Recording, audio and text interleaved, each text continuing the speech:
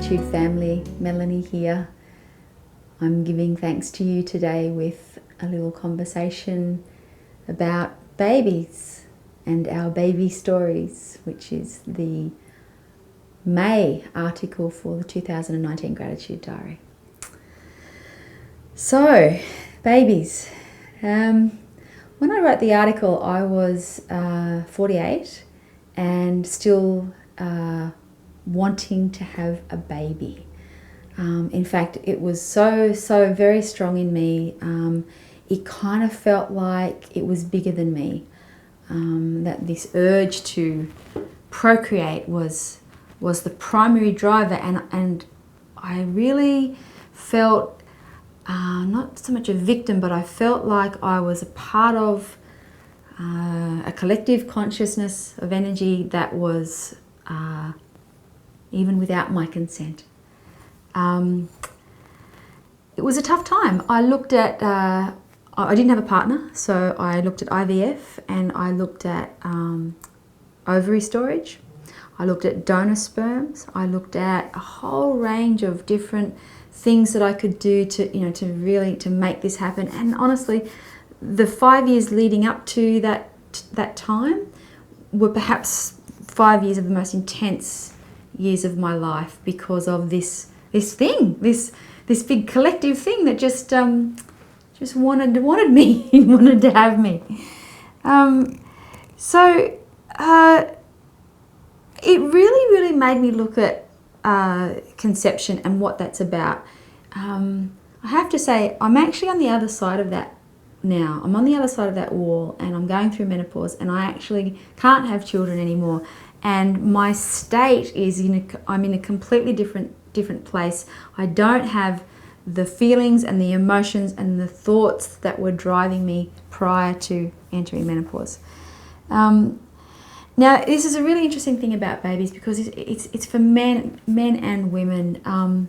This whole baby story is quite fascinating. The article is about a very dear friend of mine who also wanted to have babies.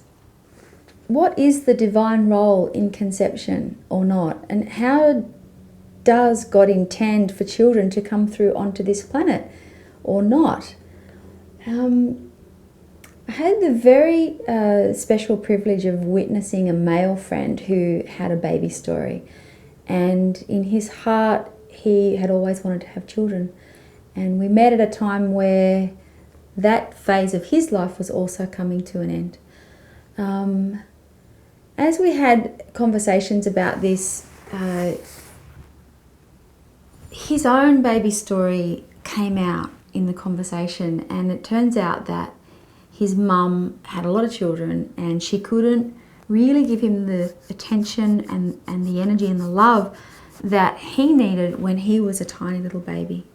So when I feel into that little child, back lying in the crib, defenseless, unable to care for self, and then having a mother who also just kind of didn't really want to acknowledge and care for that little baby. I kind of got this sense of that sometimes when we want something so much for ourselves, it's an attempt to resolve something that's still not resolved within the self. In other words, his own baby story, his own journey with his own mother, kind of like, and I know I've done this myself, if we can get it right with our kids, then somehow that pain will be relieved, and somehow that will shift and it will go away.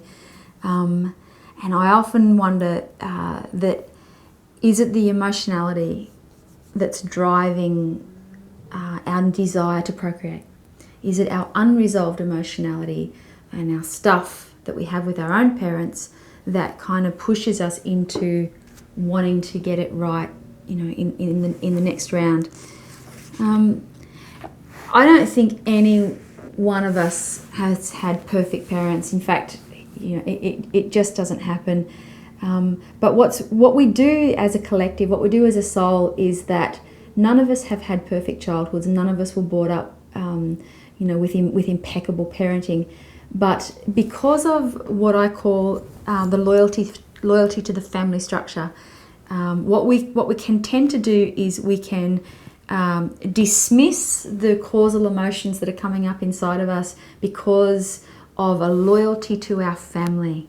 In other words, we will carry this this wounding, we will carry harbour this grief and shelter this anger, and we will take it all here and we'll hold it, and we won't put that back out onto mum, because that would be being disloyal to the family structure.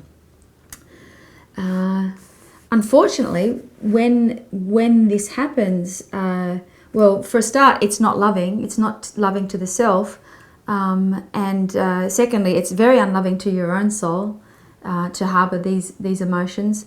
And thirdly, those energies that are being harboured inside of the soul actually do get passed on to our children, or to our partners, or to our lovers or friends, inconsequentially. In other words, they get projected out anyway because they're not healed, they're not resolved, and they seep out of our experiences. So how do we relieve ourselves? How do we shift our childhood wounding and get to a place where we can be at peace with our family structure and be at peace with our mothers and our fathers, whilst remaining loyal and true to the family system?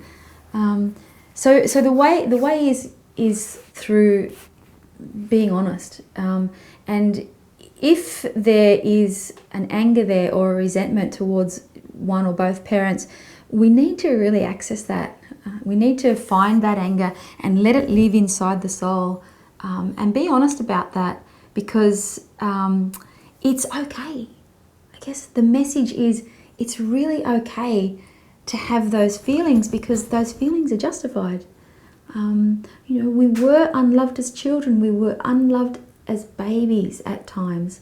And if we don't let ourselves have the emotion, in some ways we're carrying the karmic experience of our own parents. So in order to give back what it is that they must feel, we access what it is that we feel, and when I say access, I mean truly feel the anger or the rage or the grief, and truly feel it and take ownership for it. That this is mine, this is my childhood, this is my childhood wounding, this is my unconscious wounding, this is my baby stories, and these are mine. So we feel that. What we don't do is we don't blame our mothers. We don't put that on. We don't project that rage or dissatisfaction onto our parents. This is your fault. We don't do that. Yeah, it's about permission.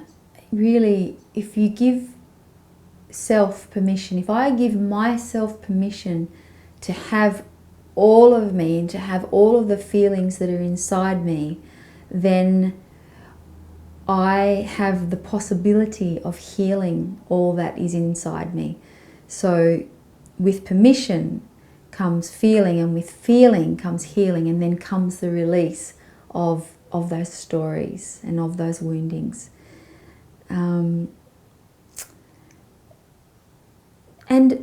at the end of all of that, at the end of the storm, at the end of the drama, at the end of our fertile years, is it possible that some of us are here maybe for other reasons? Some of us are here to end the drama, to end the trauma, to bring healing for ourselves firstly, and then also to pass on that new frequency to others in the future. And I think it's true. I think that there are some of us now that are here for other reasons, and perhaps having babies was not one of those reasons. In the gratitude diary, what's your baby story? Take some time to research and reflect on your personal baby story. Are your parents still alive? Talk to them. If they are, find out what it was like for them when you were a little baby. What was going on in their lives? What kind of baby were you? How did they take care of you? How did they relate? Did you have a nanny? What were you like in your family environment with your parents?